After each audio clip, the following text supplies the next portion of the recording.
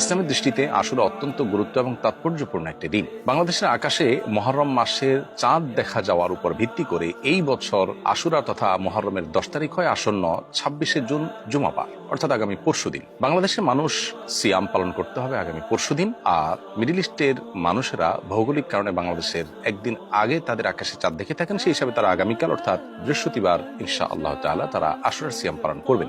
আশুরার সিয়াম সম্পর্কে নবী করিম সাল্লাল্লাহু আলাইহি ওয়াসাল্লাম বলেছেন, সিয়াম ইয়ামি আশুরা আহতাসিবু আল্লাহি আন ইউকাফিরা সানাতাল্লাতী ক্বাবলাহ, অর্থাৎ আশুরার দিনের ও রোজার ফজিলত সম্পর্কে আল্লাহর প্রতি আমার ধারণা, এর মাধ্যমে আল্লাহ তাআলা 1 বছর পূর্বের গুনাহ মাফ করে দিবেন। অতএব আমাদের 1 বছর পূর্বের সগীরা গুনাহগুলো যেন মাফ হয়ে যায়, সেজন্য আমাদের আশুরার দিনে রোজা রাখার চেষ্টা করা উচিত। তবে আশুরার সিয়াম একটি নয়, বরং মুসলমান হিসেবে আমরা 2টি সিয়াম পালন করার চেষ্টা করব, কারণ নবী করিম সাল্লাল্লাহু আলাইহি ওয়াসাল্লাম বলেছেন, খালিফুল ইয়াহুদ, ইহুদিরা শুধুমাত্র আশুরার দিনটি রোজা রাখে, তোমরা তাদের ব্যতিক্রম করো, তাদের চাইতে ভিন্নতর করো, তোমাদের রোজাতে যেন স্বাতন্ত্র্য থাকে তাদের চাইতে। সেজন্য আমরা একটি নয় বরং 2টি রোজা রাখবো। এখানে গুরুত্বপূর্ণ একটি বিষয় লক্ষণীয়, তা হলো ইবাদতের মতো একটি বিষয়ে পর্যন্ত ইহুদিদের সাথে যেন সামঞ্জস্যপূর্ণ না হয়ে যায়, সেজন্য নবী সাল্লাল্লাহু আলাইহি ওয়াসাল্লাম আমাদেরকে ব্যতিক্রম করতে বলেছেন।